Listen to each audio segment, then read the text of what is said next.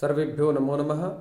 समेषां समागतानाम् आदरणीयानाम् आचार्यचराणां बन्धुबान्धवानां गुरुजनवृन्दानां काव्यामृतम् इत्यस्मिन् आमुखपटले हार्दं स्वागतम् अभिनन्दनम् अभिवादनं च वर्तते।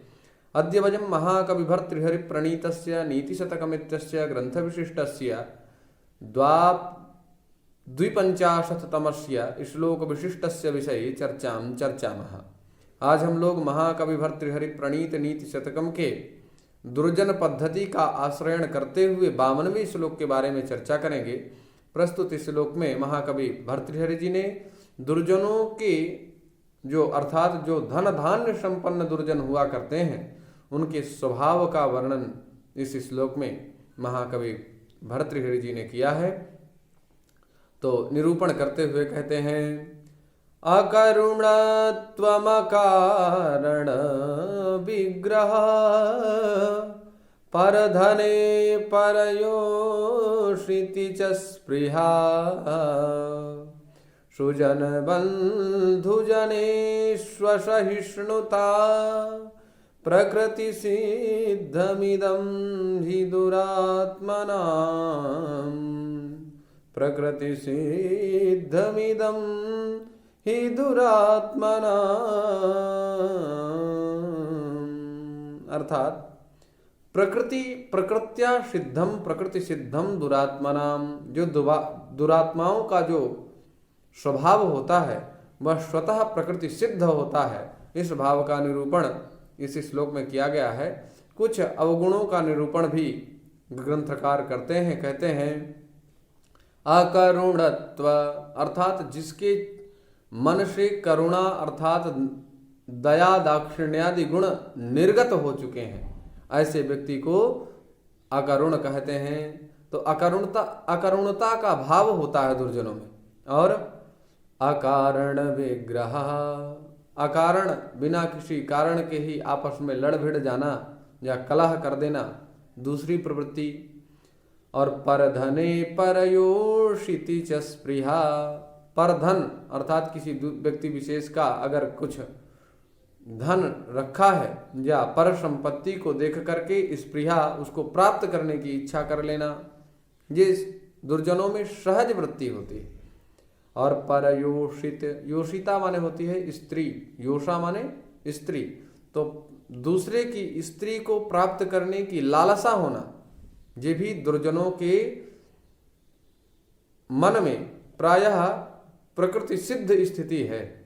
और सुजन बंधुजनेषु सहिष्णुता, सुजन अर्थात सज्जन पुरुषों के प्रति, और बंधुजन जो पारिवारिक संबंधीय जन है या फिर जो बंधु बांधव हैं उनके प्रति हमेशा असहिष्णुता अर्थात सहिष्णुता का भाव न होना असहिष्णुता कहलाता है। तो बिल्कुल जिसमें सहनशीलता है ही नहीं, ऐसे व्यक्ति असहनशील स्वभाव वाले, ये जो 5 अवगुण बताए गए, तो भर्तृहरि जी कहते हैं ये अवगुण दुर्जनों में प्रकृति से ही सिद्ध हुआ करते हैं।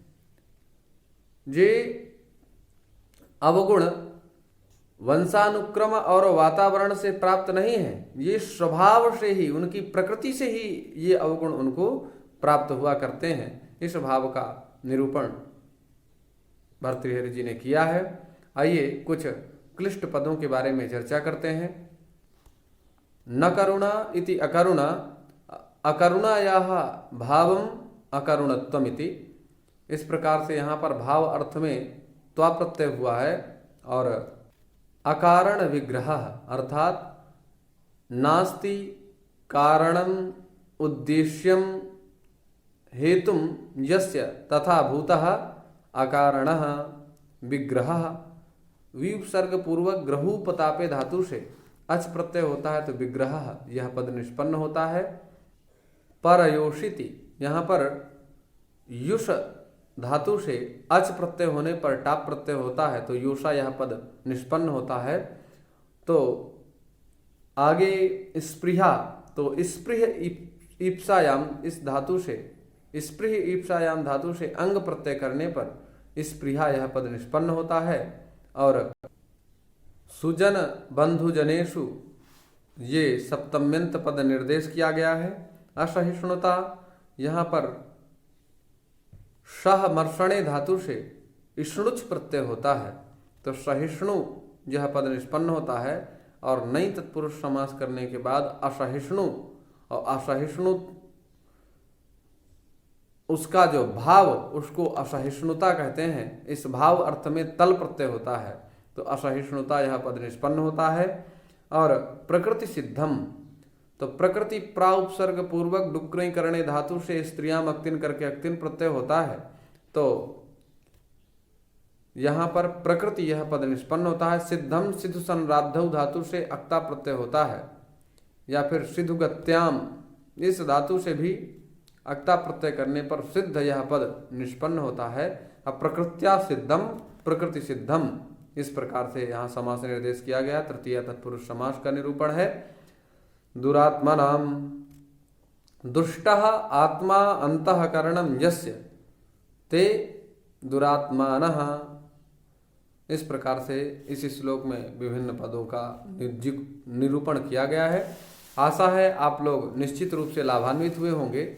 इसी भाव के साथ आप सभी लोगों का पुनः आभार, कार्तज्ञ और आधमर्ण्य ज्ञापित करते हुए आप लोगों ने मेरे व्याख्यान को इस प्रकार से अत्यंत तन्मयता के साथ सुना। आशा है आप लोग लाभान्वित हो रहे होंगे।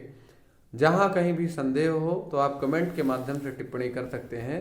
हम आपकी समस्या के समाधान के लिए हमेशा तत्पर हैं। इसी भाव के साथ पुनः नमो नमः।